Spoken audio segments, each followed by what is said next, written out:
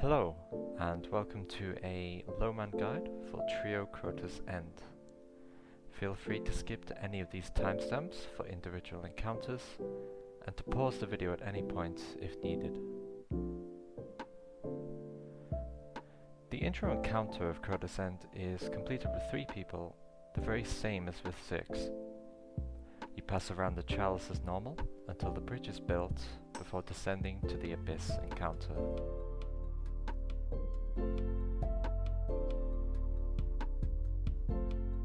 Once down to the Abyss, the key points here are speed and trying to ignore the lanterns altogether.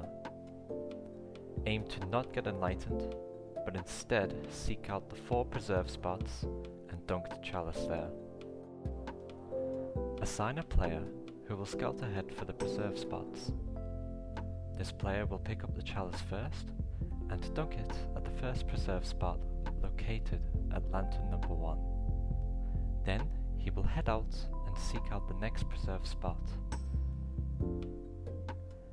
The other 2 players will rotate who is picking up and heading over to the scouter player in order to preserve the chalice.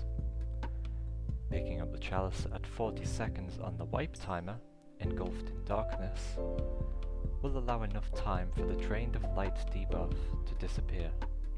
In the event of the chalice filling up prematurely, someone should take it to avoid a wipe and simply enlighten the lantern to extend the timer before continuing as normal. Using Strand and an eager-edged sword will help you here significantly if utilized correctly.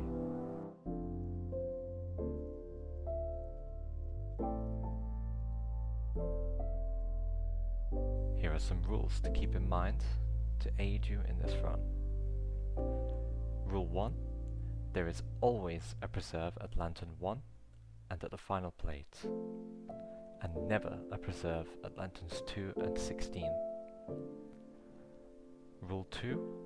Preserves can never be more than 4 lanterns apart, and no less than 2. Rule 3. Each section always has 1 preserve. Feel free to pause the video and take a look at the diagram provided.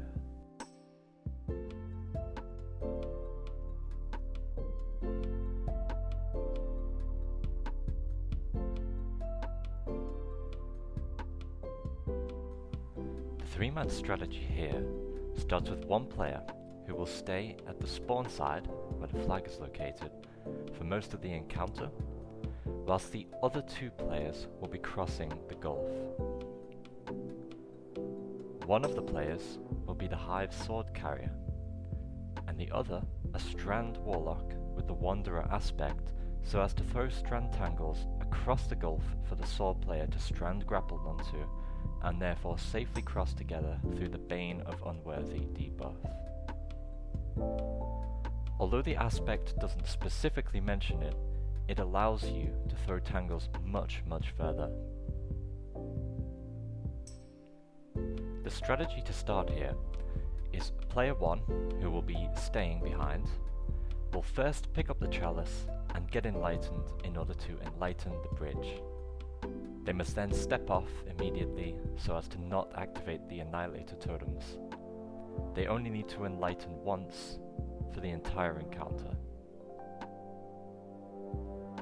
Then, the sword player will pick up from player 1, and the Strand warlock, who aids the sword player to cross the gulf, will then pick up from the sword player once he's enlightened. Then he will cross alone to preserve the chalice before returning to the spawn side. To recap, the player who's staying gets enlightened, then the sword player, and finally the Strand warlock who's crossing picks up but does not get enlightened. He will just be crossing and preserving and then returning. Once returned and everyone back together, we can then spawn the sword bearer, which remains the same as with 6 people. The 3 of you stand on the totems and central plate after it has been enlightened once, which player 1 has already done, until the sword bearer spawns in. We call it out the person on the central plate steps off, and then the totems can step off, or all three at the same time, whichever you prefer. Then the sword player grabs the sword with his Enlightened, crosses with the Strand Warlock, kills the Gatekeeper, preserves the sword, and regains Enlightened with the aid of the Warlock, before they both cross back to the spawn side in order to spawn the next sword bearer. Rinse and repeat until all 5 swords are preserved, bringing player 1 with you on the crossing for the 5th and final sword. As for the lineups for the Strand Warlock to use, the lineup I recommend for crossing from the spawn side is located on this small pillar, then aiming across to anywhere between the 2 far pillars on the right here, and looking up as high as possible.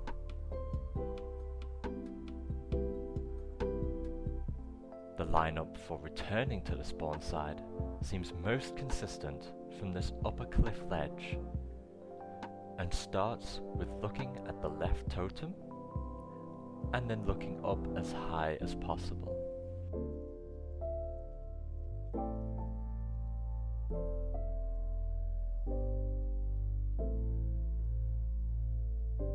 With ear utes, the main issues are that it's a bit of a DPS check, and killing the 3 or more witches with only 3 players is not possible with the mechanic provided.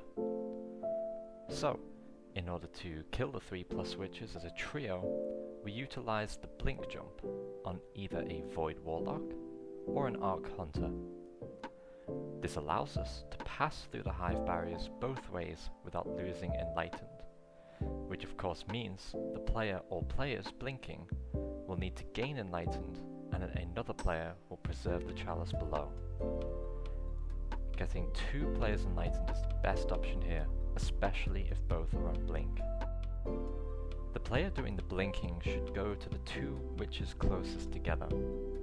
They should go inside the first room and prepare the witch by bringing her to finisher mode, exit, and go to the second witch where everyone will kill their witches together. The player who did not gain Enlightened will finisher the first prepped witch through the barrier, and the second player, whether on blink or not, will simply enter their room normally or blink in and kill the witch there with the 2 other players. More detail on blinking and reading witch locations will be provided shortly. This is the only real difference in this encounter. I suggest strongly taking advantage of a Banner of War Strand Titan with a 1-2 punch shotgun, tractor cannon, and syntheseps for DPS, as time will be short and the health will be high. Loadouts for the other 2 players, if blinking with a Void Warlock, should consist of Cataclysm Super or Gathering Storm for the Arc Hunter. At least one of the other 2 players who are not Strand Titan should be using Lumina as their exotic, especially if there is no well lock.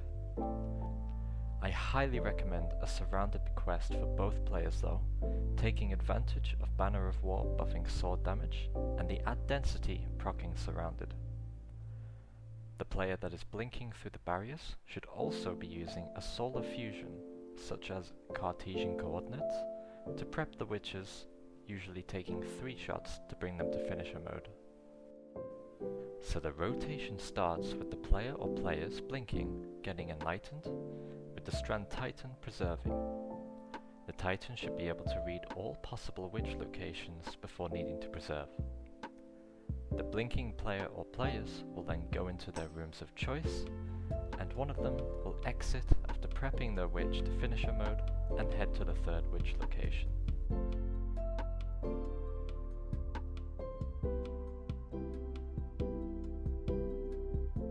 Reading without Wish Ender is not too difficult, as the minimap at the top left of the screen shows you whether or not a witch is in that location.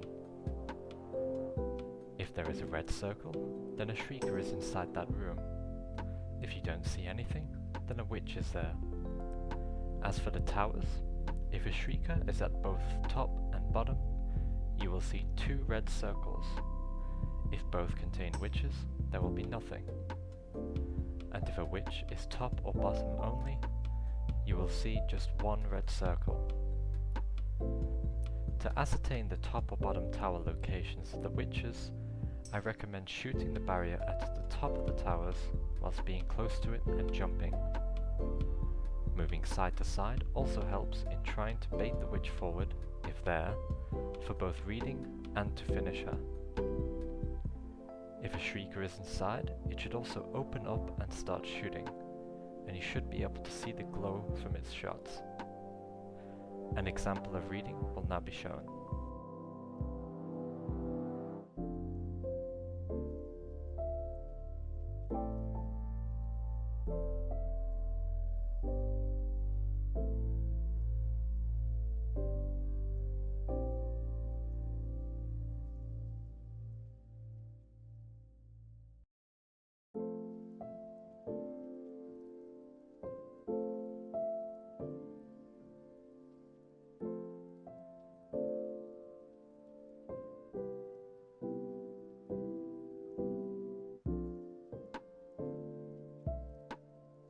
Blinking through the spawn and bottom tower barriers is relatively simple, timing your jumps so that your momentum is forward in order to pass through without losing your enlightened.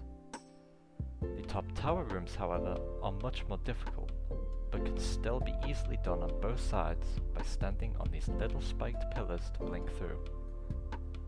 This may take more practice, but is very consistent once learnt.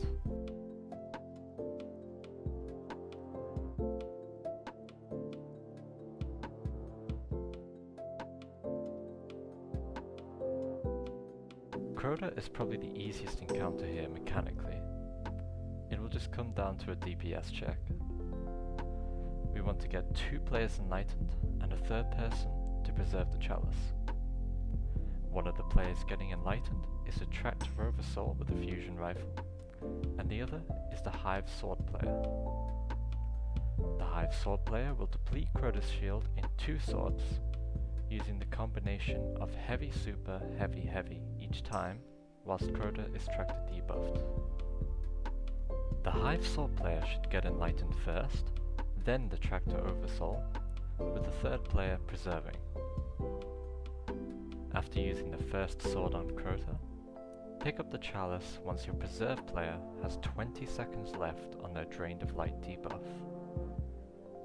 This means by the time that your chalice is full, they will be able to pick up off you and preserve once again. Using Aeon Souls and or Cenotaph Mask on the Hive Swordbearer will significantly help in generating heavy ammo for your team.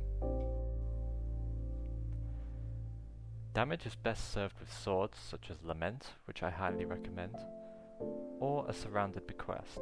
The player with Bequest should also use Lumina to buff their allies, and at least 1 Weltlock is appreciated here, with the ideal being 2. A Strand Titan can also be used as long as Syntheseps and Banner of War are procced right as damage starts by punching an add below the bridge. Syntheseps Biotic Enhancements trait lasts 8 seconds if not reprocced by 3 or more surrounding enemies, so start with your super, then switch to sword damage to save on heavy. That's all from me.